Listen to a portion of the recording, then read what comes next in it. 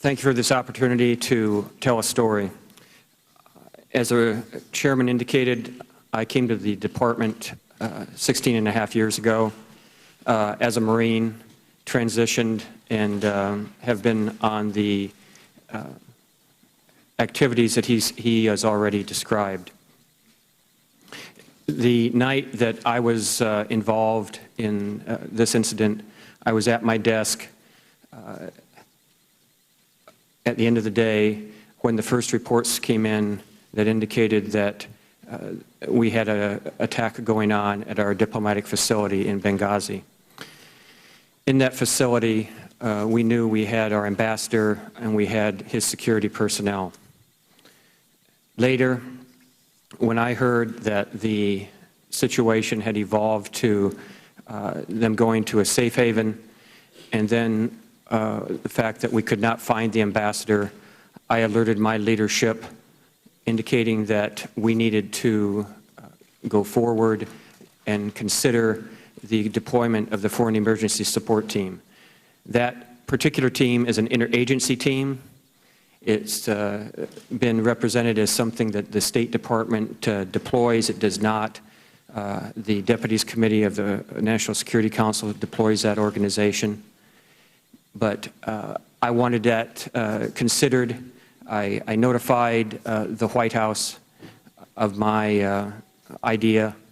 They indicated that meetings had already taken place that evening that had taken FEST out of the menu of options. I called the office within the State Department that had been represented there, asking them why it had been taken off the table, and was told that it was not the right time and it was not the team that needed to go right then. Let me explain the team a little more. It is comprised of the leadership from my office. It is comprised of professionals from Special Operations Command, from Diplomatic Security, from the intelligence community, from FBI. It is a holistic, comprehensive organization that is designed to go forward to embassies, just as we did, as indicated in 1998 in East Africa, as we've done in the other places indicated, USS Cole and other hostage situations. It is designed to be the glue and the connective tissue that gets all the options on the table for the decision makers. Decision makers in my line of work are the Chief of Mission and the authorities back here in Washington that make the decisions of where we send people into harm's way. It doesn't mean it has a irreversibility to it. The other thing that I pointed out was that with the tyranny of distance, at least 8 or 9 hours to get to the middle of the Mediterranean, we needed to act now and not wait. There's sometimes the hesitancy to not deploy because we don't know what's going on. One definition of a crisis is you don't know what's going to happen in 2 hours, so you need to help develop that situation early. We have a robust comms suite on the airplane that we are transported on. It is ably flown by my SOCOM colleagues. It is on alert to do just this mission, and it's designed to carry a comprehensive team to a conflict or a crisis and to help the ambassador and work for the ambassador and or the Chief of Mission to handle that crisis and to make sure he or she has the best information possible to make decisions and to make recommendations back to Washington.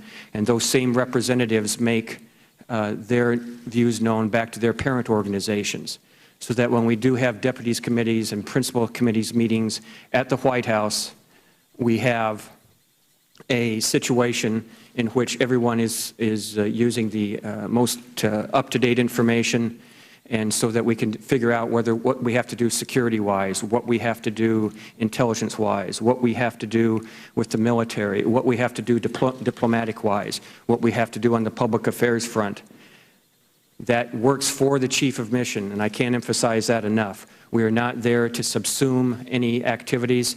The experts on the team know that the real experts are in the embassy, and they work for the Chief of Mission to do that.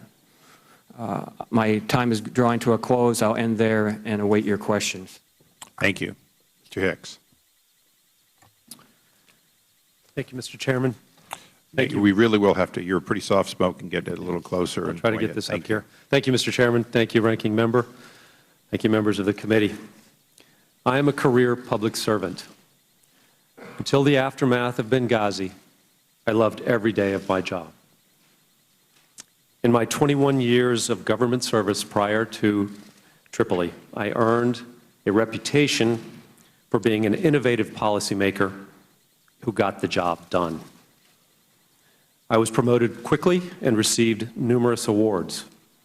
People who worked for me rated my leadership and management skills highly. I have 2 master's degrees from the University of Michigan in applied economics and modern Near Eastern and North African studies. I have served my country extensively in the Mideast. Besides Libya, I served in Afghanistan, Bahrain, Yemen, Syria, and the Gambia. I speak fluent Arabic. In Bahrain, my Shia opposition contacts gave me advance warning of impending attacks on our embassy and anti-government, anti-American demonstrations, allowing us to prepare and avoid injuries to staff.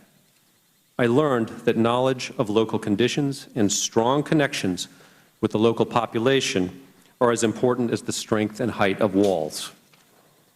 One reason I am here is because I have pledged to the Foreign Service as part of my campaign to be State Vice President of the American Foreign Service Association that none of us should ever again experience what we went through in Tripoli and Benghazi on 9/11/2012. After I arrived in Tripoli as Deputy Chief of Mission on July 31st, 2012, I fast became known as the Ambassador's Bulldog because of my decisive management style. In the days immediately after the Benghazi attack, the President and Secretary of State praised my performance over the telephone. President Obama wrote Libyan President Magariaf expressing confidence in my abilities. Deputy Secretary Burns and General Ham told me how much they appreciated how I handled the night of the assault and its aftermath. I received written notes of commendation from Undersecretary Wendy Sherman and from Executive Secretary Stephen Mull. Incoming Chargé Larry Pope told me personally that my performance was near heroic. In February 1991, I swore an oath to uphold and defend the Constitution of the United States. I am here today to honor that oath. I look forward to answering your questions fully and truthfully. Thank you very much. Thank you. And I understand that some of those commendations and letters are in your opening statement, and for all the witnesses, all extraneous material or other insertions will be placed in the record on your behalf. Mr. Nordstrom. Good morning, Chairman Issa, Ranking Member Cummings, and other distinguished members of the committee. For the benefit of the new committee members, my name is Eric Nordstrom, and I currently serve as a Supervisory Special Agent with the U.S. Department of State's Bureau of Diplomatic Security. Since September 2012, I have been enrolled in long-term language training in preparation for my next assignment. As Chairman Issa noted, I've served in federal law enforcement since January 1996, first as a customs inspector before joining the U.S. Department of State. I've served in domestic and overseas postings, including Washington, D.C., Honduras, Ethiopia, India, and most recently, the Regional Security Officer at the U.S. Embassy in Tripoli. All of those assignments have been assignments in which I've faced the threat of criminal or terrorist attacks. I held the last position as RSO from September 21st, 2011 until July 26, 2012.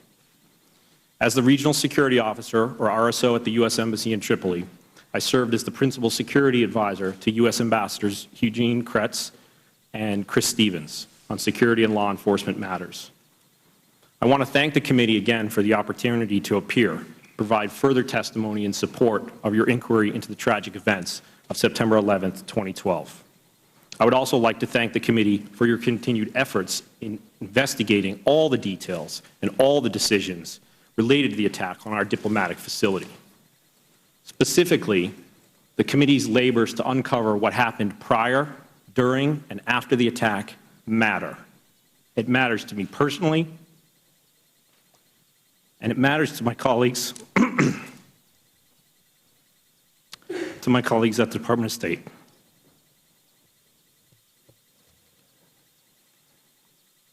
It matters to the American public for whom we serve. And most importantly, excuse me, it matters to the friends and family of Ambassador Stevens, Sean Smith, Glenn Doherty, and Tyrone Woods, who were murdered on September 11, 2012. In addition to my testimony before this committee in October 2012, I also met with the FBI, Senate Homeland Security and Governmental Affairs Committee, the Department's Accountability Review Board, and I've discussed my experiences in Libya with all of them. I'm proud of the work that our team accomplished in Libya under extraordinarily difficult circumstances.